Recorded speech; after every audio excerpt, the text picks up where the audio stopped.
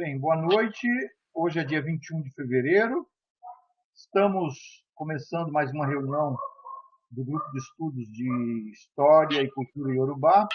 Hoje apenas com a participação virtual do Adriano e do Douglas, uma vez que o professor Alan informou que não poderá participar virtualmente, ele deixou uma gravação e no momento da fala dele, nós vamos colocar a gravação que ele nos enviou, tá certo? Então, os autores indicados para a leitura nessa reunião foram o Robin Law, o Morton Williams e o Akin Jobim. E o tema da nossa discussão dessa reunião continua a ser a história de Oió.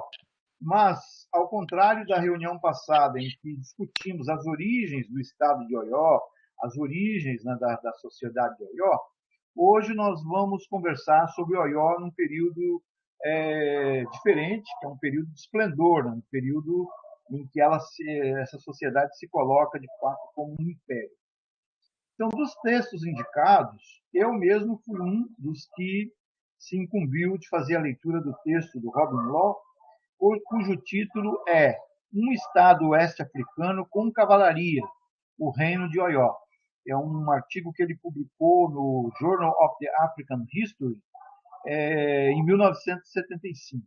Eu devo dizer para as pessoas que eventualmente venham a acompanhar essas discussões que nós não nos preocupamos aqui na escolha de textos mais recentes ou mais antigos. Na verdade, nós nos preocupamos com o tema. Então, às vezes, alguns textos são bem antigos. Hoje nós temos esse do Robin Law, que é de 75, e, se eu não me engano, o texto do Morton Williams é dos anos 60, né, de 63 ou 64, então é mais antigo ainda. Então, nós não estamos preocupados com a data, né? Nós estamos preocupados com o tema, e, na medida em que as discussões vão avançando, nós podemos, inclusive, identificar críticas a esses autores e a esses textos. Então, como eu fiquei incumbido de fazer a leitura do texto Robin Law, eu vou passar a essa exposição. E eu tomei a liberdade de organizar um pequeno arquivo para facilitar. Eu imaginava que viriam mais pessoas que não teriam conhecimento desse assunto, inclusive para ilustrar um pouco a minha exposição. Tá? Então, o texto trata especificamente do papel da cavalaria na vida social, política e econômica de Oió do século XVI ao XIX. Né? Então, um texto que trata de um assunto particular, pouquíssimo explorado, dentro da historiografia africanista, que é o papel dos cavalos e da cavalaria numa sociedade, aqui no caso de Oió, desde o momento em que o autor supõe que seja a sua introdução, no século XVI, durante o governo de Orompotó, sobre o qual, né, esse ou essa governanta nós discutimos na reunião passada, até a crise do estado de Oió, né, a partir aí de 1790 até 1830, que é quando o Império de Oió se desagrega completamente, né, quando Ilorim passa a dispor de mais e melhores cavalos equipados, segundo o capitão lá, Hugo Clapperton, né, teve lá em Oió. Então, o texto trabalha muito com Clapperton e outras fontes históricas sobre a questão dos cavalos, né? A presença dos cavalos desde um ponto de vista diferente daquele que tem sido abordado por outros autores, uma vez que ele vai mencionar Jack God, Humphrey Fisher, que tendem a ver os cavalos em outras sociedades. O Richard Serraria, acho que hoje consegue chegar na nossa reunião. Então, o autor não trata de um assunto original, né? Ele cita outros autores que trabalharam antes desse assunto, mas ele procura, então, trazer o papel efetivo da cavalaria como um meio de fazer a guerra. Então, ele vai mostrar, num certo momento do texto, a presença dos cavalos e da cavalaria, mesmo na mitologia, né, com Oramiã, com a vinculação provável, né, dos cavalos no culto de Xangô, trata da possível origem, né, do uso desses cavalos a partir da influência de Borgu e outras sociedades do norte. Boa tarde, Richard. Você está conosco, mas eu vejo que você está apenas como ouvinte. Se você quiser se manter assim, se mantenha. Se quiser entrar acionando seu microfone, você vai ter que sair e entrar novamente. Aí você adiciona o microfone, assim você poderá falar também, caso você queira. Mas, de qualquer maneira, se você nos vê, deixa eu ver aqui, no bate-papo, você já está nos vendo. Se você quiser ficar assim, permaneça, não tem nenhum problema, tá? Bom, então, ok, legal. Então, o texto vai tratar de um assunto que se encontra em outras sociedades africanas. Nós sabemos que também as sociedades Wolof, os Kulas, foram sociedades, né, de cavaleiros, assim como as sociedades Hausa, do Kanem-Bornu, Nupe e do próprio Benin. Inclusive, né, fica sempre sugerido no texto que a fonte de fornecimento de cavalos para Oió viria do norte. Né? Ele sempre fala que vem do norte, provavelmente aí do Borbu ou da área Nupe. Né? Então, eu selecionei algumas imagens que mostram essa presença dos cavalos aí nas sociedades africanas, mas para a gente ilustrar a exposição. Essas duas imagens belíssimas, né, mostram que justamente a presença de cavaleiros nas sociedades Hausa, são imagens do século XVIII e início do século XIX. Aqui vemos uma imagem que costuma estar associada a Oió, mostrando justamente aí os cavaleiros, né, o uso das lanças, enfim, e provavelmente essa personagem principal talvez seria o Balogun, né, ou Bassorum, que são esses chefes de guerra que nós vamos falar daqui a pouco. Mas, então, ao longo do texto, o Robin Law vai mostrar tanto as implicações econômicas quanto as implicações políticas e militares da cavalaria. Deixa eu ver aqui, acho que eu pulei algum slide. Em relação a uma abordagem mais geral, então ele discute com Jack God, com Humphrey Fisher e com o próprio John Fage, que já tinham estudado esse assunto em outras sociedades africanas, mas sempre trazendo a cavalaria como os cavalos, né, o uso dos cavalos como uma forma de afirmação social de elite. Então ele vai mostrar que isso acontece também em Oió, mas mais do que isso. A cavalaria, de fato, é um equipamento de guerra importante que pode ter feito a diferença para a sociedade de Oió, principalmente nas guerras de Oió contra o Daomé. E ele vai usar bastante o texto do Snellgrave, né? Snellgrave, que vai mencionar as vitórias de Oió sobre o Daomé em 1726 e depois as guerras do Daomé contra Oió em 1729. E vai dizer que a cavalaria foi efetivamente utilizada. Embora no texto o autor vai examinar muito as dificuldades implicadas no uso da cavalaria numa sociedade africana que está situada numa região parcialmente de floresta, e o uso da cavalaria é muito mais eficaz em campo aberto, como se sabe, assim como também uma área que é de presença da mosca tsetse, essa mosca que transmite aí a tripanosomiase, né, a doença do sono, e que afeta tanto pessoas quanto animais. Então, manter uma cavalaria era algo muito difícil para o Oió. Vejam, os cavalos, então, não são originários, eles têm que ser comprados, e para serem mantidos, para além da questão das doenças que podia afetá-los, assim como afetavam as pessoas, tinha também todo o problema da alimentação, da forragem. Ele vai falar dos grupos que levavam, né, esses alimentos para os cavalos durante a guerra. Então, tem uma série de iniciativas voltadas aí para a manutenção da cavalaria. Alguém falou alguma coisa? Ou não? Não. Você falou, eu não entendi, você falou que eles eram comprados os cavalos, né? Sim, são comprados. Ele Do diz norte? sempre do norte. Ele diz do norte. E como ele está mencionando o Borbu e Nupe, que ficam mais ao norte de Oió, eu supus que essa compra pudesse vir por aí. Embora nós sabemos que desde o momento da expansão europeia, quando os portugueses já percebem que os cavalos têm valor econômico, eles passam a criar cavalos em Cabo Verde. Então, também, a partir do século XVI, talvez a partir daí, né, de Cabo Verde, pudesse haver uma oferta de cavalos. Mas o que ele menciona no texto é essa compra do norte. Ele está sempre mencionando o norte, tá? Beleza, obrigado. Bom, então ele num certo momento, vai examinar também a real eficácia da cavalaria, se era possível ou não. Em geral, a cavalaria tem um papel mais para o choque, né? Para o choque e a dispersão.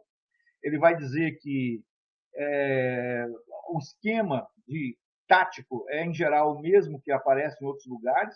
Os cavaleiros usam lanças, enquanto a infantaria usa arco e flecha. E ele vai dizer que tem uma implicação econômica pesada para o Oió, o uso da cavalaria, porque a obtenção de cavalos será feita mediante a venda de escravos. Né? Então, tem aí, os cavalos custam muito caro, de 80 a 100 mil búzios, né? O cauris, como ele diz, mas são os búzios. Um cavalo equivalente a 7 escravos, é uma média que ele coloca aí. Então, a manutenção da cavalaria implica economicamente para Oió, mas lhe dá prestígio, lhe dá efetivamente poder. Também, agora, já me encaminhando mais para o final, né, dessa grande síntese que eu estou procurando fazer do texto, a minha ideia era fazer essa síntese para ouvir o que as outras pessoas teriam a dizer. Ele também vai falar das implicações políticas da existência da cavalaria. Ele vai dizer que vários autores, como Lynn White Jr., por exemplo, que estuda a Idade Média, eu li esse autor quando estudava a Idade Média, ele tem um livro chamado Medieval Technology and Social Change, né? Tecnologia medieval e mudança social, em que ele estuda bastante a questão da cavalaria do ponto de vista social e do ponto de vista tecnológico. E isso é interessante no texto Robin Law, que ele diz que está provado que a cavalaria de Oió ela implica no uso de cavaleiros com armas, né, ofensivas, e também com sela e estribo, que é muito importante, porque o estribo, ao contrário de muitas vezes que se coloca os cavaleiros africanos praticamente montados sem estribo, o estribo permite o uso de uma cavalaria pesada, né? Então ele diz que, por conta desses diferenciais, os autores tendem a associar a cavalaria com sociedades oligárquicas ou aristocráticas, por causa desse prestígio e também desse diferencial que significa o uso da cavalaria. Então ele diz que sim, que em Oió pode-se colocar aí como uma aristocracia que se desenvolve em torno da cavalaria, e ele vai falar então do papel dos chefes militares, do Bazorum, né? Não sei se a pronúncia é assim, perto do Adriano a gente sempre fica preocupado, né? Mas é do Bazorum, que é um dos grandes chefes de guerra, e também dos eunucos chefes do palácio, os Ozi e Vefá. É o papel que esses líderes que estão associados à cavalaria, que conduzem a cavalaria, passam a ter no momento em que a sociedade, o Estado de Oió começa a sofrer um processo de crise interna. Ele vai dizer que esses chefes de guerra a pronúncia, né? Mas a escrita é como está colocado aqui. Talvez a pronúncia seja assim, né? Bachorum. Então, o papel que esses chefes de cavalaria virão a ter, o Bachorum, com certeza, já vi várias vezes, né? Os nomes de alguns, inclusive, que são mencionados pelo Samuel Johnson, o que eles passam a ter em relação ao Oiomese, né? O grupo, né, de conselheiros e, ao mesmo tempo, chefes de linhagem frente à autoridade dos alafins. Então, tem um componente político associado à cavalaria que será importante no século XVIII. E, realmente, o século XVIII será o grande momento aí da cavalaria. E, no final do texto, ele vai falar um pouco, então, do declínio da cavalaria, associado também ao próprio declínio de Oió, que talvez até esse declínio tenha sido mais acentuado no momento mesmo aí da crise política de Oió. Ele vai dizer que o Clapperton, né, vai comparar os cavalos magros de Oió com os cavalos de Ilorim, né, que é o centro de poder que vai destruir Oió, e vai dizer que Ilorim dispunha de pelo menos 3.000 cavalos, né, bem equipados e com armas de fogo. Então tem aí todo um elemento também associado. É um texto muito interessante desse ponto de vista, por isso que ele foi indicado, que é um tema pouco estudado. Eu selecionei duas fotografias que mostram aqui do lado esquerdo um alafim de Oió montado em cavalos, né? do lado direito também essa nobreza de Oió montada em cavalos, para mostrar justamente esse aspecto visual também dos cavalos e da cavalaria. Para encerrar a minha primeira apresentação no grupo, eu não poderia deixar de sinalizar que sei, senhor Adriano, que a obra do Olixoinca, né, A Morte e o Cavaleiro do Rei, tem como pano de fundo toda a questão dos cavalos, da cavalaria, da liderança de guerra. Sei que a tese de doutorado do doutor Adriano Migliavaca é uma tradução dessa fonte e um estudo importante dela, e por isso mesmo não indiquei esse texto para o Adriano, porque eu sabia que justamente seria impossível para ele comentar o texto do Robin Law sem ir muito além dele, né? Muito além do texto do Robin Law, e trazer tantos elementos super interessantes que coloca aí o simbolismo, né, da cavalaria e tudo para a sociedade de Oió, que vai estar na obra do Olixoinca, certamente, né? Embora seja uma obra de contexto colonial, onde outros elementos estarão colocados, com certeza. Mas, enfim, então, é muito provável que o Adriano já tenha lido o texto Robin Law quando fez a tese de doutorado dele, se não leu, né, é um texto interessante nesse sentido, que dá fundamento para esse universo, né? Mas é muito interessante, depois, quando eu juntei aí o material para pensar na morte A Morte e o Cavaleiro do Rei, eu vi que está sendo exibido em Moçambique. O próprio Adriano encenou, né, um pedaço dessa peça aí durante a Bienal, uma das feiras do livro de Porto Alegre. O Richard Serraria estava junto também. Então, nada aqui é completamente estranho para o Adriano.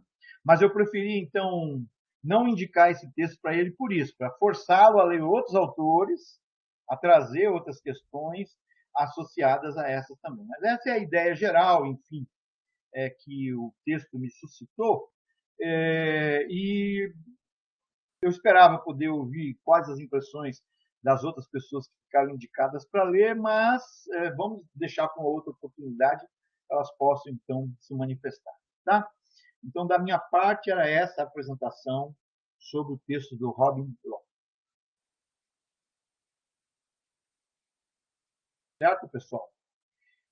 Eu deixo agora com vocês, então, para vocês comentarem aquilo que quiserem, né, que acharem interessante, aí a partir do texto do Morton Willis. O Richard está acompanhando bem? Dá uma sinalizada para a gente aqui, tá? Ótimo, legal, que bom, que bom. Então, quem quer começar, Adriano ou Douglas? Não, posso falar, posso começar aqui com as impressões que eu tive do texto. Ótimo, então tá bom. Inclusive, se me permite, Douglas, eu fiquei, no caso do Adriano, eu evitei indicar o texto do Robin Law, porque sabia que ele teria muito além do que o Robin Law nos trouxe. Mas no teu caso, a indicação do Morton Williams foi porque eu sei que, em termos de contexto, ele podia ser importante para você aí, as tuas pesquisas. Ah, sim. Tá? Com certeza, a questão do Tráfico Atlântico, sim. Assim, prof, eu tinha uma ideia até bem errônea agora lendo esse texto, uma ideia assim, de pouco conhecimento de Oió, que Oió teria conquistado esse status, esse auge que se deu no século XVIII por conta do comércio europeu. Né, o incremento das armas, até os cavalos eu pensei que poderia ter sido dos europeus. Mas lendo aqui o texto do Peter Morton Williams, já no começo ele fala que esse auge ele se inicia no século XV a partir de guerras, né? A partir de guerras que asseguraram as fronteiras junto aos Baribás e os Nupe e assegurou outros reinos de vassalagem, né? Do século XV e entre 100 e 150 anos aconteceram essas guerras, forjaram esse apogeu do Império de Oió. E também ele fala da importância não só desses armamentos europeus, mas a questão do arco e flecha, que era muito lembrado do Império Oió, do Reino de Oió. E agora o senhor falou uma outra coisa, que é a questão dos cavalos. Então, eles não eram dependentes do avanço europeu para ter esse estado forte e que reinava nessa região, né? E também as relações que eles impuseram de comércio e de vassalagem. Eu não entendi o que ele quer dizer com vassalagem, mas é uma relação de tributos, né? Que esses reinos menores tinham com Oió. E poucos reinos ousaram inverter esse papel de Oió, né? Só no século XVIII que teve Daomé chegando mais forte, Mas mesmo assim, no século XVIII, eles não conseguiam tirar esse poderio de Oió, tanto que Daomé foi por alguns anos tributário, deu tributos ao Oió. Então, isso impressiona. E eles não eram dependentes dos europeus. O comércio de escravizados, pelo que eu entendi lendo esse texto, era mais um domínio dentre os outros domínios que tinha o Império de Oió, tipo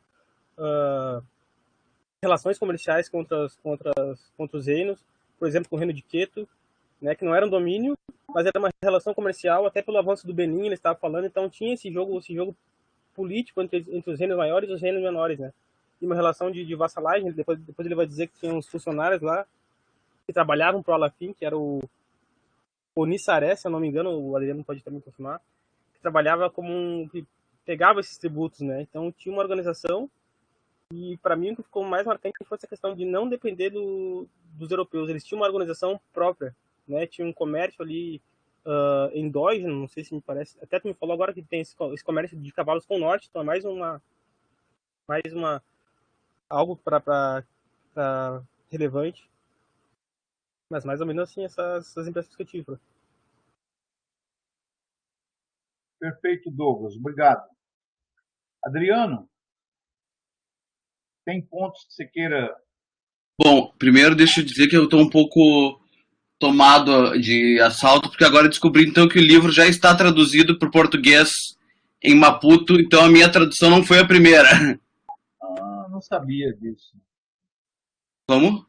Sim. Eu não sabia que tinha sido traduzido. Eu soube da encenação, né? Estava sendo feita lá.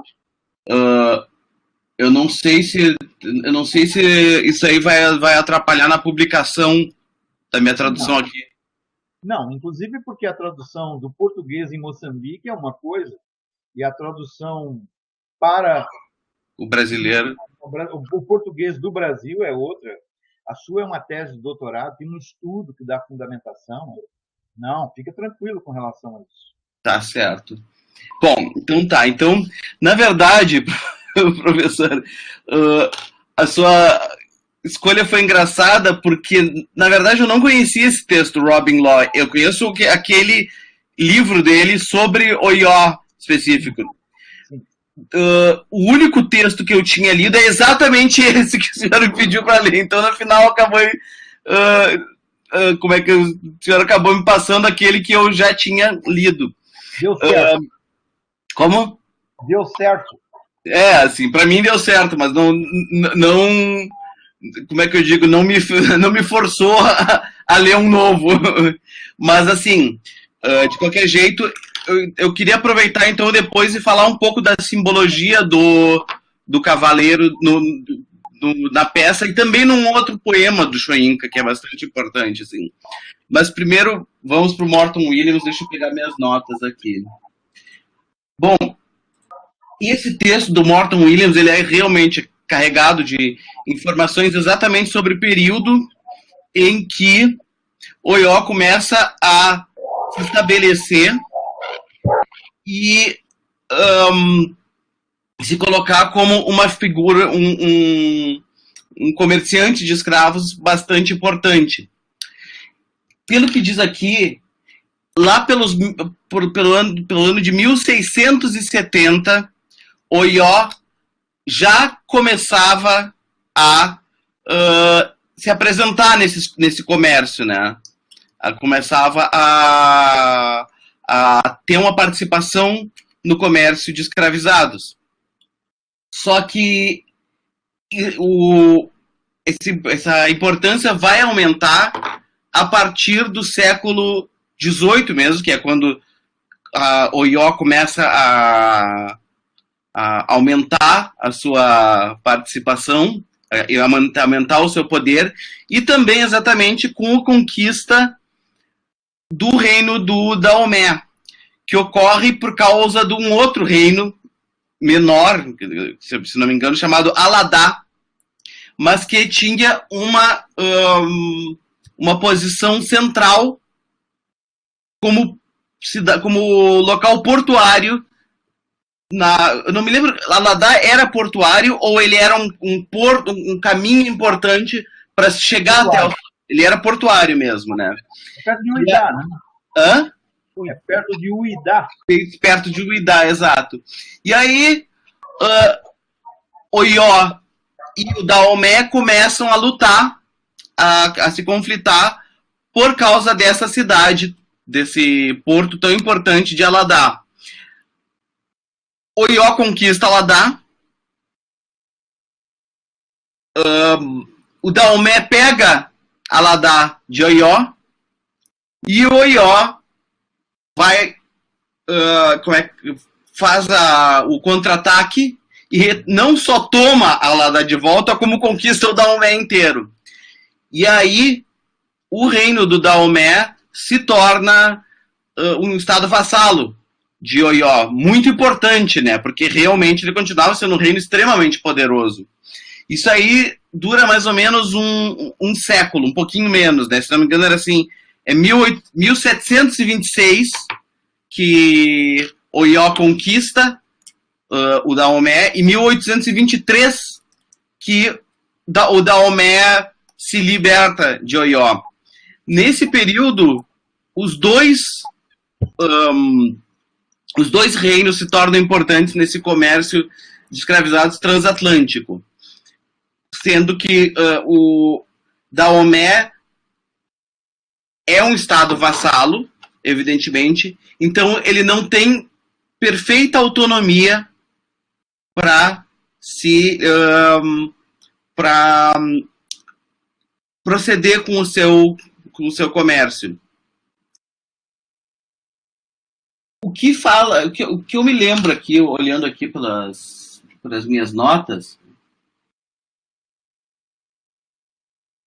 é o seguinte, é que houve também ali uma série de cidades e de reinos menores que foram fundados por Oió exatamente para aprofundar a sua participação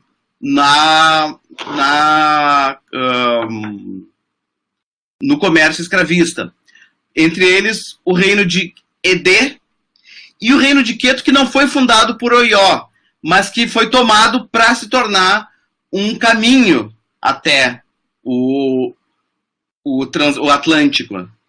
Que eu me lembro aqui, é isso que eu fundei. Ah, sim, e também outro momento importante, vocês notam que eu não sou da história, então eu tenho uma dificuldade de lidar com esse pensamento de informações temporais, mas que uma das situações que levaram Oió a diminuir o seu poder, e inclusive perder o domínio da Daomé, foi o surgimento da cidade de Badagry, que fica hoje em dia em Lagos, né? E que esse outro reino se tornou também um grande exportador de escravos. Oió tentou conquistar, mas, se não me engano, ele não chegou a conseguir. Foi em Badagry. Badagry teve ligação com o Francisco Félix de Souza, que foi um dos grandes comerciantes. Então, vocês querem seguir? Depois eu falo sobre o Wally Shoinka especificamente. Acho que era interessante. De repente, nós podemos terminar os três autores e aí, antes do fim da reunião, você traz, que aí fica até em ordem, né? Sim. Em ordem cronológica, vamos dizer assim. Uhum. Bom, aí o Richard postou a questão dos cavalos, né? Sim, tem uma história muito longa em relação aos cavalos da Arábia e do Oriente Médio para a África, né? Desde a entrada dos árabes para o Egito, norte do Magrebe, e diferentes raças que se adaptaram mais ou menos na África, independente dessa tradição histórica absolutamente valorizada do cavalo árabe, do cavalo andaluz, tem um dado muito interessante aí. Eu queria falar, Adriano, e até pensar um pouco junto com você e com o Douglas em relação a essa questão de Oió. Primeiro, Douglas, que bom que o texto te ajudou a compreender que realmente o poder de Oió, a influência dele, não deveu nada aos europeus. Inclusive, os europeus não tiveram nem contato com Oió. Por isso que tem tantas fontes sobre o Daomé escritas e tudo, e não tem praticamente nada sobre o Oió propriamente dito, nesse período, vai ter depois, né? Uhum. Então, essa influência local ela é muito interessante ser considerada, esse dado endógeno que você trouxe.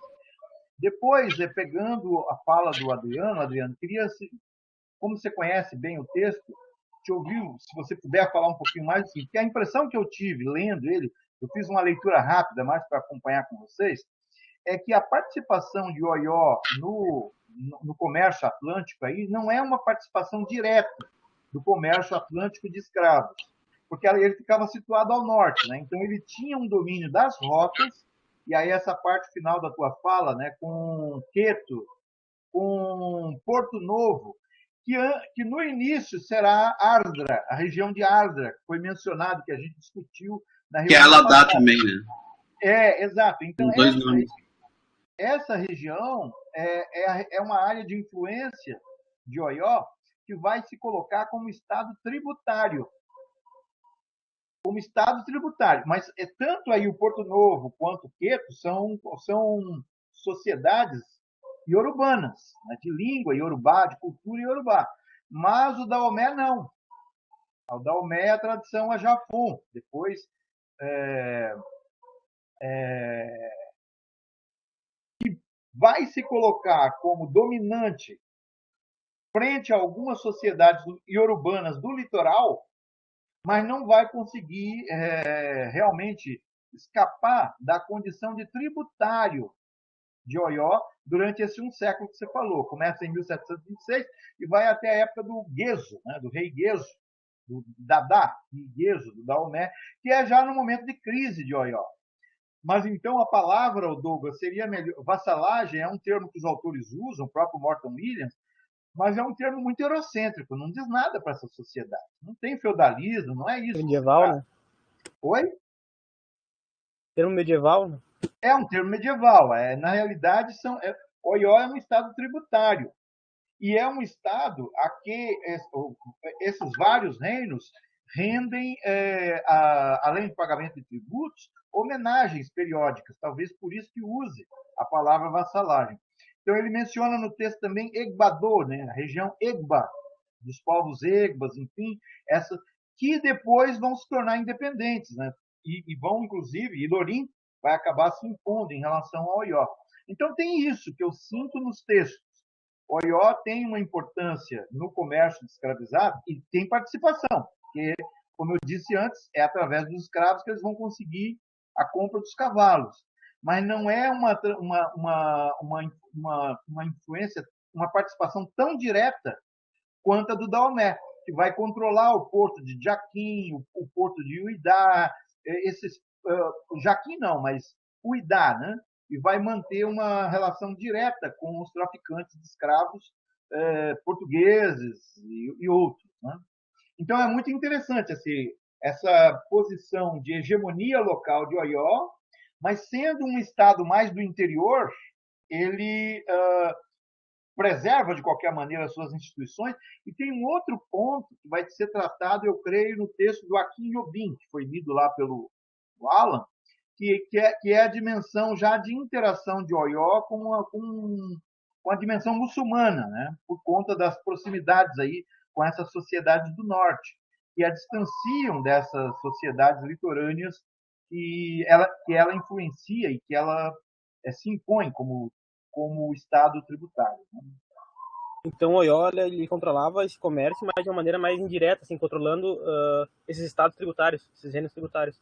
Ele arrecada os tributos. É uma monarquia centralizada e tudo mais. Tem envolvimento, mas o que lhe confere poder, de fato, é essa marca tributária que ele tem, né? E uma marca de um Estado centralizado, altamente centralizado. Ele depende das guerras. Os escravizados também, né? Isso, ele fornecia os escravizados a partir da guerra. Sim, mas parece que o contato com os traficantes europeus não era tão direto. Tanto é que uma coisa interessante é que nos historiadores que falam sobre o Oió, desde o Akintoye, todos eles, não existe, e mesmo na literatura de Oió, não existem menções a europeus, a brancos. Como tu vê no Benin, que aparece na arte, claro que no Benin aí é anterior até, mas se não me engano, conheço menos, mas no Daomé, pelo que eu saiba, também. Mas em Oió não existe essa figura do europeu na tradição de Oió. Só a partir do século XIX. Sim. O primeiro oficialmente que vai até lá é o capitão Hugo Clapperton. Vai já em 1826. Exatamente. 1826, 1829, que é no momento em que o Oió está afundando, e não Exatamente. no momento que ele tinha hegemonia. Né? Exatamente. Só para fechar... Eles até tinham outro nome, né? Hã? Se falava antes do século XVIII que em Oió era o Cami, ou Lucumi, alguma coisa, não tinha esse conhecimento, né? Então no interior. Não, é assim, acho que Oió já era esse nome, só Lucumi era o nome que muitas vezes davam para os Yorubás. O nome Yorubá ainda não era usado, acho que Oió já usava. Oió já usava, acho que Oió já tinha o nome de Oió, que eu saiba, né, pelo menos, assim, eu sempre ouvi. Eu sei que os Nupes, se não me engano, chamavam ele de Catunga, né? Sim. O que eu sei, não me lembro agora quais os autores mencionam, é que a palavra Yorubá viria do Hausa, né? Então seria o termo Hausa para designar, que começa mais no século XIX mesmo. Agora, eu acho que é no texto do Morton Williams, não sei se é no dele ou do Akin Jobim, que fala que um outro nome seria Ukumi para o e talvez essa pudesse ser uma das explicações para a expressão Lucumi.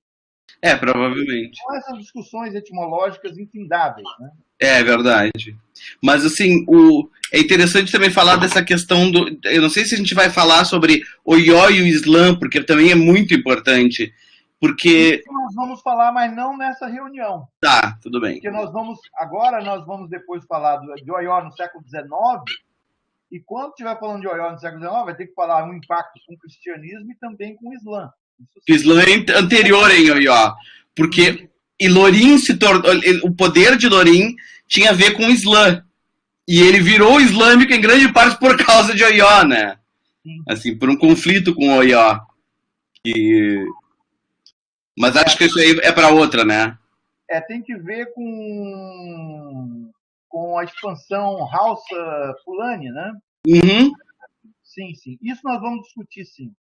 Eu queria só dizer o seguinte, ainda na linha do que foi apresentado antes, dessa maior proximidade do Daomé com os europeus e com os traficantes de escravos, que na corte dos dadás do Daomé tinha um cargo de ministro que é escrito assim, ó, Yevogá, que era um cargo específico da pessoa encarregada de negociar com os brancos.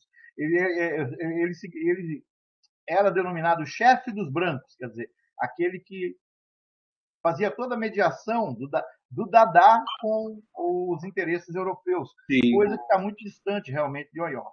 Exato. Certo. A imagem que você nos mandou pelo WhatsApp... tá. Né? Que existe um estudo, o Labi Yai, naquele texto que eu falei da outra vez, diz que esse Opão Ifá, isso aí é uma tábua oracular de Ifá, né? Um instrumento de Ifá. E que a origem dele é Aladá. Ele veio de Aladá.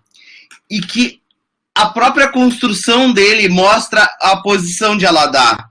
Porque o Ifá era praticado entre os Yorubás, de origem Yorubá, e entre os Fon, no Daomé, com o nome de Fá, só. E que, por uma questão de estilos, o Opã, a tábua oracular de Fá redonda, era a preferida, e sempre foi, entre os Yorubás. Já no Daomé, era a retangular. E que possivelmente o fato dessa tábua oracular ser um retângulo com um círculo no meio seja uma forma de unir esses dois estilos. Sabe? Como realmente ela dá um local que mesclava Yorubá e Daomé, Oió e Daomé. Então, no próprio estilo da arte estava essa união entre... A influência, né, de Oió sobre o Daomé. Eu já ouvi algumas coisas sobre esse dado, da influência de Oió e dessa matriz iorubana sobre o Daomé, mas com uma leitura muito própria, já articulada a tradições propriamente a Jafon, né? Uhum. O Pierre Verger, ele fala dos Ilari, os emissários reais de Oió, e teria uma correspondência também no reino de Daomé, os meia-cabeças, né, os chamados meia-cabeças, que não é que seja uma imitação, mas segue um padrão, né? É um padrão de Oió. Só que tem um detalhe, Adriano, como nós estamos numa reunião gravada e numa discussão aqui, talvez seja interessante especificar o seguinte. Você falou no Ifá, né? Uhum. E a tradição de Ifá, ela varia muito na área que a gente está discutindo aqui na África. Então, esse é um assunto um pouco espinhoso, na minha opinião.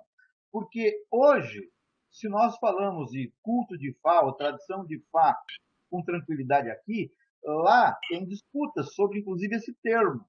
Então, eu sei, por exemplo, que em Oió, atualmente, há uma reivindicação de que a prática dessa vidência oracular seja considerada patrimônio da humanidade, ou patrimônio... Pela Unesco. Mas o que eles defendem não é o Ifá. É o Erindilogum. Dado na tradição de Oió, exatamente. Sim, é verdade. Há uma disputa muito forte entre Ifé e Oió pela precedência nas tradições iorubanas. Então, eu tenho muito medo, como isso aqui está gravado, né? Tenho muito medo da gente cair aí em ciladas nessas identidades étnicas que estão colocadas. Mas não é só a palavra que é diferente, também o ritual não é a mesma coisa, os objetos não são exatamente os mesmos, são parecidos, mas não são exatamente os mesmos, né? Então, tem todo esse dado do culto aí em Oió, está vinculado aos cultos de Xangô e tal, enquanto que em Ifé se coloca de outra maneira. Então, é só... Qual é o título, o nome que você descreveu agora da tradição Oió? Ere, você mencionou. Não, tem assim, ó, tem o... Eu sei que em Oió existe muito esse culto de Xangô e o oráculo que eles utilizam é o Erindilogum, que são os búzios. Sim. Né? Assim, que aí eu não vou continuar falando porque pode entrar em coisas mais complicadas. Acontece que existem questões da relação entre o oráculo de Ifá e o Erindilogum. Exatamente, é isso que eu me refiro. E tem questões de precedência, de qual é a origem de quê, quem criou, quem não criou.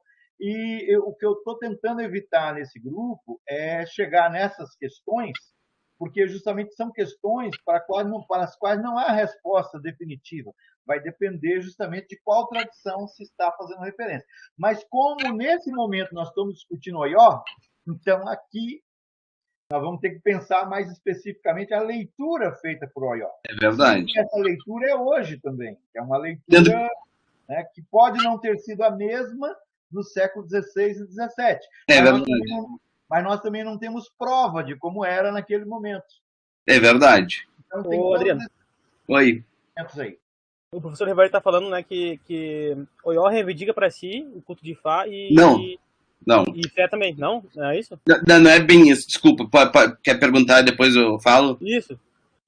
E Fé reivindica e Oió também. E os Daomeanos. É assim, ó, Ifá, até onde se saiba, a origem de Ifá, do culto de Ifá, é Ifé. Ele é Ifé, ok? Ele é um oráculo muito expandido, porque eu sei assim que, por exemplo, o Daomé tem um oráculo chamado Fá, que é muito parecido com o Ifá. Os Igbos têm um oráculo chamado Afá, que é também muito parecido. Até os nomes dos Odus, os nomes das figuras oraculares é muito parecido. Já encontrei. E agora descobri que os Urhobos como é que é? Do delta do Níger também tem uma versão que é chamada Efá. Então é um culto bastante desenvolvido, assim. Aí, a origem, em geral, é tida como os Yorubás. Aliás, eu diria que isso é uma unanimidade.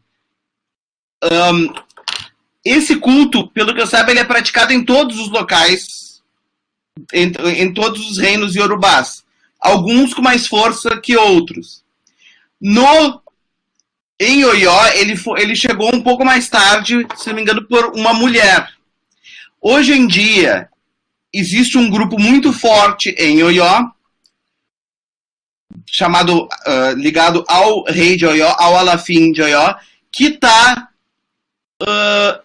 divulgando bastante o culto de Orixá, especificamente de Xangô, que está ligado, que tem como o seu instrumento oracular o Merindilogum, os búzios. E aí é que começa a disputa. Por quê? É que eu não sou iniciado, mas eu sou do culto de Ifá. Nosso entendimento é que o Merindilogum derivou do Ifá. Mas existem certas versões que dizem que o Erindilogum é que é o oráculo mais antigo. Eu não vou tomar posições aqui, sabe? Então, assim, dizem, olha, o Erindilogum usado por Xangô, pelos sacerdotes de Xangô e de outros orixás, em Oió, origina-se no Ifá. Tem gente que diz que não, que o Erindilogum é mais antigo que o culto de Ifá. E aí tem diferenças técnicas entre o Erindilogum e o Ifá, da qual não vale a pena entrar agora, sabe? Mas assim, eu posso dizer uma coisa, essa polêmica, ela existe aqui no Rio Grande do Sul também, com muita força. Tem também. Agora, o dado só é que existem realmente disputas de precedência, tem que ver com identidades políticas, étnicas, históricas. O dado só do cuidado que eu trouxe nessa discussão, tanto na reunião passada quanto nessa, é porque, nesse momento, nós estamos discutindo Oió. Nós já tivemos discussões anteriores sobre Ifê. E a tradição do Ifá, inclusive em Ifê, tem a questão oracular, e em Ifê, na tradição histórica e mitológica, Ifá pode ser uma divindade, inclusive. Sim. Pode ser considerado uma divindade lá. Então, tem variações que acho que vale a pena serem discutidas. Talvez a gente tenha oportunidade de discutir isso aqui. Mas hoje, a reunião é sobre Oió. Então, o meu cuidado com a expressão do Adriano é nesse sentido.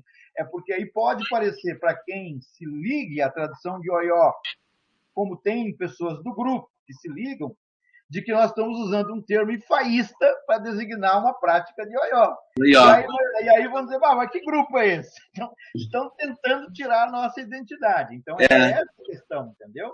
Mas assim... Porque na África iorubana, inclusive, as coisas são muito diversificadas, né? Há reivindicações de precedência em vários aspectos, não só nesse. Em alguns casos, vale a pena nós estarmos atentos aqui, justamente para saber respeitar essas disputas que eles têm, como o Adriano muito bem se posicionou agora, independente das nossas escolhas pessoais.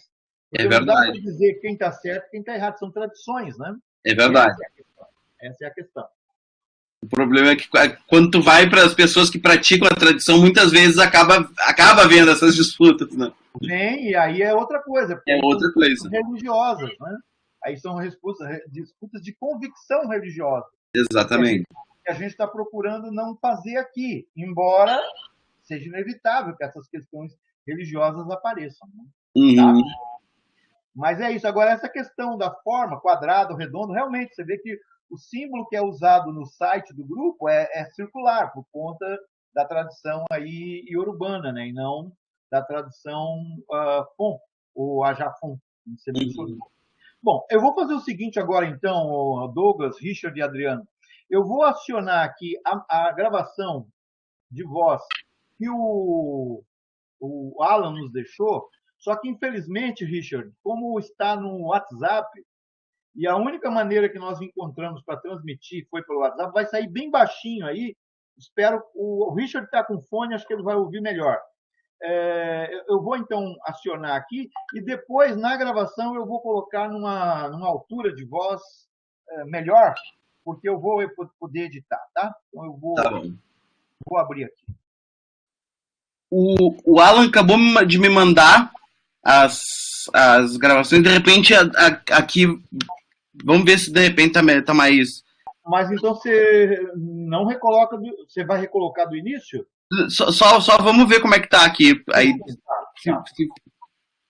Bom, pessoal, bom dia. Como é que tá? Quero começar. Melhorou. Melhorou? Qual é onde é que... Vamos ouvir tudo.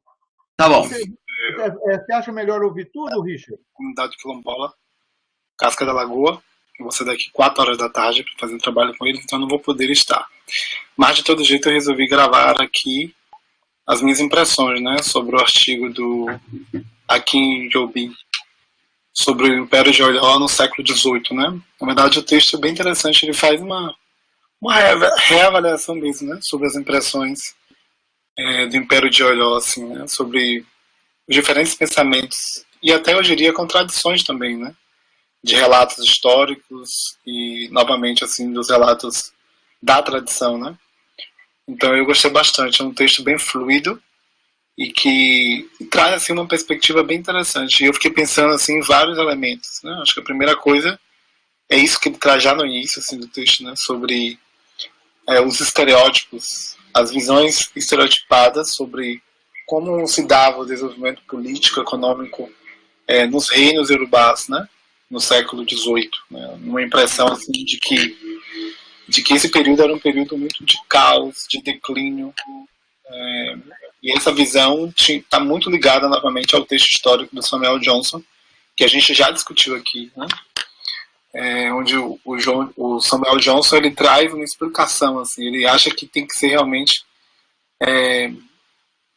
que esse caos, né, esse suposto caos, esse declínio está muito ligado à questão do cristianismo, né, como uma ferramenta de salvação para aquela perspectiva tão conturbada que seria. Né? Então, muito tempo se narrou que esses reinos iorubás viviam em caos, assim, né? Por pelo menos 2 séculos. Então, eu percebi que o texto ele traz o tempo inteiro essas ideias, assim, tentando desmistificar, na verdade, essa ideia, né? De que havia somente caos e declínio, mas teve muita abundância, né? Foi um período assim de muitos desenvolvimentos políticos, econômicos, de expansão, mas também assim de muitas questões assim que a gente poderia pensar, né? Então, o que ele chama no texto de dessa Oió do século XVIII, né? Na verdade, ele faz uma divisão assim em termos de datas mesmo, né? O que ele chama desse século XVIII começa mais ou menos no final do século XVII, na verdade, né? E termina mais ou menos no final do XVIII, né? Então, ele vai dividir esse período basicamente em 3 partes, né? 4, na verdade, 4 períodos. E o primeiro período ele chama de uma idade, uma era do ouro, né? Onde tem as conquistas imperiais, né? Então ele está falando ali do finalzinho do 17 e a primeira metade do século XVIII, né? Depois ele vai chamar de uma idade de garra, né? Que começa mais ou menos na metade do 18 até 2 décadas depois. E a terceira, mais ou menos dos anos 70 do século XVIII até os anos 90 do século XVIII, que aí é um período de paz, de prosperidade sobre o reino do Abiodun. E esse Abiodun me chamou a atenção também que esse é um dos títulos que são usados, por exemplo, no Ilê Axé Pofujá, né, em Salvador. É um título honorífico para os ogãs, para um dos ogãs do Ilê Axé, né, que está ligado com essa dinastia de Oió. E aí os últimos 8 anos é que ele vai tratar e chamar como os anos do declínio dos reinos Oió a partir de um Alafim a Olê. Então, basicamente, o texto ele vai ser trabalhado a partir desses 4 períodos históricos. E aí vai mostrando como esses 4 períodos vão se conectando e também vão estar ligados a uma ideia não de declínio somente de guerra, mas, sobretudo, de expansão de territórios, de política de poder. Então, eu vi, ao longo desse texto, um Oió pujante, assim, né? Um Oió que traz aí, eu não diria assim que conquistou toda a região iorubana, mas conseguiu ali pelo menos 13, ele fala de 13 reinos, né? Oió e mais 13 reinos, que estavam assim organizados, né, a partir do que ele chama de um sistema de governo Ebi. E esse sistema de governo Ebi é um sistema que não está baseado na questão econômica, militar, né, territorial, mas sobretudo num sistema que está ligado à senioridade, né, ou seja, a idade mesmo, a senioridade dos fundadores dos reinos originais, ou seja, há uma descendência familiar, um clã familiar por trás desse sistema Ebi, né? Então esses reinos, eles eram, se pensava, né, que esses reinos praticavam esse tipo de sistema. E isso muda muito, porque ao longo dessas conquistas, né, dessa expansão de territórios, a mudança de governo vai estar ligada exatamente ao declínio desses mais velhos, né? Então a tradição oral é que traz muito isso também, né? A tradição oral traz muito essa coisa de como esses reinos eram, quais eram as regras, né? Quais são as leis que estavam ligadas a esses grandes ancestrais de Odudua, né? Que também está ligada a Odudua, que a gente já discutiu aqui, né? Ao longo dos dias das semanas, que Odudua também faz parte da criação, né? Oranian está ligado ao Odudua, Oranian é o fundador de Oió, ele está ligado ao Odudua, e depois temos a Jacá, a Xangô. Então, novamente, essa tradição oral ela vai trazer isso fortemente, né? E o autor do texto, ele descobre oriquis, né? E esses oriquis, como parte que nós já vimos aqui também de uma narrativa da oralidade, mas também como documento histórico. E essa narrativa vai trazer pessoas, nomes muito importantes que vão atravessar a Oió nesses séculos, né? E cada um desses nomes importantes também vão desempenhando papéis assim cruciais no decorrer dessa história. Então eu diria assim que para mim o que ficou mais evidente assim desse texto é exatamente romper com esses preconceitos, né, de que era somente caos e devastação, mas sobretudo pujança e abundância, né? A questão como a oralidade e os dados históricos, entre aspas, oficiais, como eles se contradizem, né? A importância da família, a importância dessa organização, esse sistema de organização baseado na questão familiar, né? E como Oió foi ganhando poder mesmo, né? E ele até chega a questionar em algum momento qual seria a melhor denominação, né, para Oió. Se seria um império ou seria, como é que se diz? Ele chega império, reino, são 3 opções, né?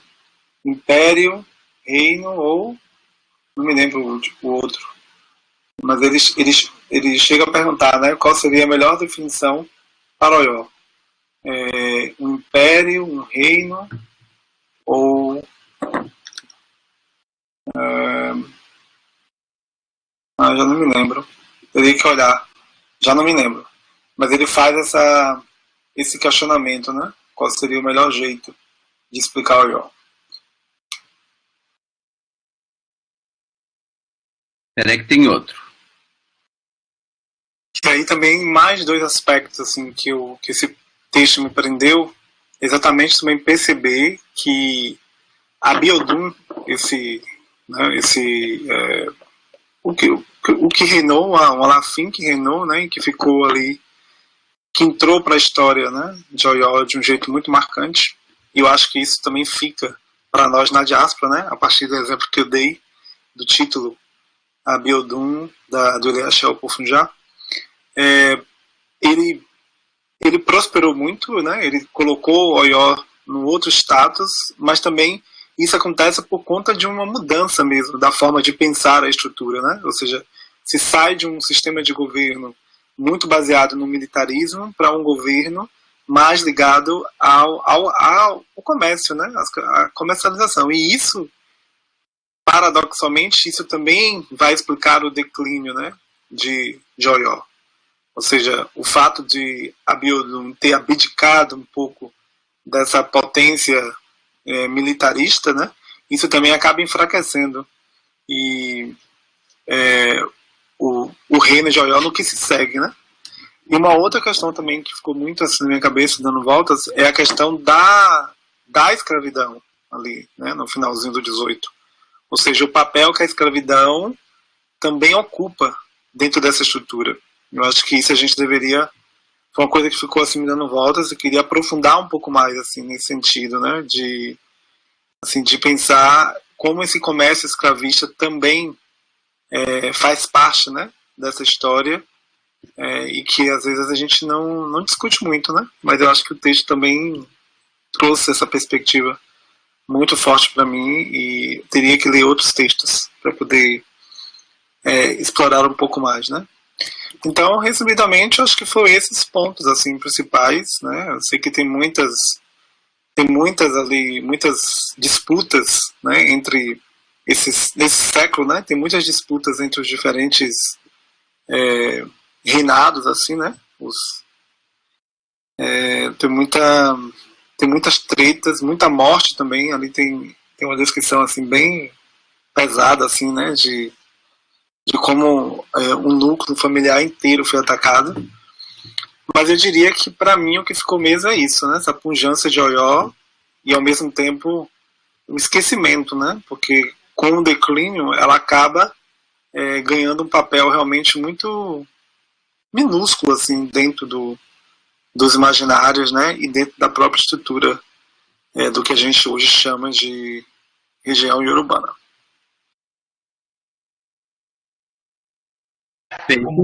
Como sempre, muito legal a leitura do Alan, né? Uhum. E também eu espero que vocês tenham percebido que houve um encadeamento dos textos. O primeiro tratando de um aspecto particular, que era sobre a cavalaria, o segundo falando do comércio, dessa inserção de Oió no comércio transatlântico, mas de forma indireta ainda, e esse terceiro dando esse panorama do século XVIII, um panorama muito bom do ponto de vista de um nigeriano iorubano, né? Aqui em Rio. Agora, uma coisa que me ocorreu, pessoal, quando eu li o texto do Robin Law sobre a cavalaria, foi o quanto que essa questão dos cavalos se manteve ou não na diáspora, na memória, né, da diáspora. Uma vez que tinha um papel tão importante culturalmente em Oió. Agora, e que não me parece ter persistido, né, na memória. Talvez ele tenha essa coisa de a memória da diáspora mantém mais os elementos culturais, que a cavalaria é uma instituição, né? Tem que ver com forma de poder e tudo. Isso aí, os cativos foram privados. Agora, quando Alan traz a figura do Abiodun na tradição, isso é muito interessante, porque o Abiodun, Adegolu, ele governou justamente de 1775 a 1805, se eu não me engano. A 1805, exatamente, de 1775 a 1805, que é justamente a fase que antecede a crise de Oió. Então, a fala do Alan nos deixa aí um sabor de quero mais, mas eu já adianto, Alan, que a ideia agora é, na próxima reunião, nós lermos sobre a crise de Oió. E um dos textos vai ser justamente sobre essa questão do recrudescimento, não somente do tráfico, mas da condição escrava dentro de Oió. Porque se você lê textos sobre iorubás no século XIX, por exemplo, Costumes e Leis Iorubás, escrito pelo Agisaf Moore, a figura da escravidão está muito presente. E aqui no Brasil faz parecer que isso não existe. Mas então a próxima a nossa próxima reunião vai tratar também de um período que é chave para nós, que é esse século, primeira metade do século XIX, quando o tráfico envolve um número muito grande de cativos de origem mina, dentro dos quais estão pessoas vindas dessas regiões, inclusive de Oió, vitimadas pelas guerras, né, as jihads muçulmanas, que o Adriano mencionou anteriormente. Então, o nosso próximo encontro vai tratar disso, o papel do califado de Socoto, né, ou Socotô, que é justamente quem vai ter um papel decisivo, junto com Ilorim, né, na destruição do Império de Oió, para entender bem realmente esse momento, que será o momento de conexão da tradição de Oió e Yorubá, por extensão, com a diáspora. Aí nós vamos fechar um ciclo, na verdade. Né? Esse livro, por exemplo, não sei se vocês conhecem, Dom Obá II de... Eu conheço, Eduardo Silva, né? É sobre um neto do Abiodun, que era uma figura pública no Brasil. Vai para a Guerra do Paraguai, né? Uhum. E ele era um abolicionista e um monarquista aqui no Brasil, e ele tinha o prestígio dele, em parte, era por ser neto do Abiodun. Eu não sabia que ele era, eu conheço a figura, Obá, sim. Né? Cândido Francisco Galvão, neto do Abiodun. Ah, olha aí que incrível, né? Aí já é, olha aí, ô Douglas, aí já é o núcleo do teu interesse. E ele era amigo do Dom Pedro, se não me engano. Ele era uma pessoa assim, sim, no Rio de Janeiro, muito influente, né? Conhecido. Uhum. Não, o livro eu conheço, eu só não sabia esse detalhe. Ô, Adriana, vamos fazer o seguinte. Eu acho que a reunião foi muito proveitosa, ela trouxe vários elementos que nos deixam, e abriu outras questões para continuarmos. Então, a ideia é que na próxima reunião a gente trabalhe com Oió, século XIX, primeira metade do século XIX, e também aí vamos trazer os Egbas, né, o papel dos Egbas e tal, Abiocutá, Ilorim, enfim, vão surgir aí no século XIX, esse período em que entra uma modernização na área iorubana, né? A ideia dessa modernização, entre aspas, as cidades, enfim, vamos discutir isso na próxima reunião, né? Perfeito. Agora, eu queria deixar esses momentos finais para te ouvir um pouco, então, sobre o Olixo Inca. Perfeito. E só te dizer uma coisa, que eu não quero que você fique preocupado com essa questão de Moçambique, porque, pelo que eu vi, o próprio título que traduziram a peça lá foi A Morte e o Cavaleiro Real. Real. Que não é a mesma coisa que o Cavaleiro do Rei, né? Exatamente. Mas, assim, eu acho que eu vou fazer o seguinte. Acontece que, na verdade, eu estou tentando conseguir uma carta de recomendação da diretora do Instituto de Letras para tradução direto para o Olixo Inca, porque o meu trabalho foi defendido na URGS, que um ano depois o Olixo Inca recebeu o doutor honoris causa. Só que ela não está me respondendo. Agora acabei de mandar o quarto e-mail para ela, sabe? Se ela não responder, eu vou entrar, sei lá, em contato com a pós-graduação da URGS para andar com isso rápido. E aí, quando a coisa estiver mais alinhavada, eu acho que eu vou entrar em contato com a tradutora de Moçambique para, de repente, ela escrever um pós-fácil, um prefácio e associar a publicação dele no português do Brasil com o de Moçambique. Uhum. Sabe? Pode ser. Mas é isso, quer dizer, na realidade, tem todo esse substrato cultural que, de alguma maneira, a gente discutiu hoje, está colocado na peça do Olixo Inca. Né? Sim. Aí o papel, né, do chefe de guerra que cuida dos cavalos do rei, que vai seguir o rei, né, após a morte. Exatamente. Aí de repente, na próxima, eu pego um momento para falar sobre isso. Tá bom. Não, na realidade eu só deixei aberto porque você pediu antes. Na realidade, eu gostaria, mas como eu te disse, porque a obra do Olixo Inca é uma obra que vai estar sendo produzida no século XX quando tem mudanças significativas, né, nessa área que nós estamos tratando. Então, é um outro contexto. E se passa no século XX. Sim, eu coloquei aqui essa indicação só porque eu sei que você é um pesquisador dessa obra importante e tudo, enfim, só para dizer que isso não está esquecido no grupo. Perfeito. Talvez, inclusive, se possa, dentro das reuniões do grupo, num certo momento, colocar como um dos temas de discussão o teatro iorubá. Ah, sim. O teatro iorubá, o teatro clássico iorubá e o teatro popular também, enfim. Tem estudiosos, né, que, além de você, que a própria esposa do Paulo Farias, que nós já mencionamos aqui, esqueci o nome dela agora, é inglesa, esqueci agora o nome, estudou especificamente o teatro iorubano, Karen Barber, né? Karen Barber, sim. Karen Ela Barber, estudou teatro iorubano, especialmente os orikis. Ela tem um livro sobre os orikis, que é um clássico. Exato. Mas, enfim. Então, sendo assim, Adriano, nós ficamos por aqui. Na próxima reunião já fica, então, avançado qual será o tema. Espero que na próxima tenha mais pessoas, né? Hoje a reunião fluiu bem, acho que deu certo até. Sim. Mas, Richard, foi muito bom ter aqui você, tua intervenção aí e tal. Você está sempre aí conosco. Da próxima vez, aciona o microfone, mesmo que você não tenha lido o texto, mas dá a tua opinião, traz tua fala, que é importante para nós, tá bom, Richard? Então tá. Espero que tenha sido legal aí para você ter acompanhado, Richard. Adriano, obrigado, Douglas. Eu vou pausar aqui a gravação. Tá bom.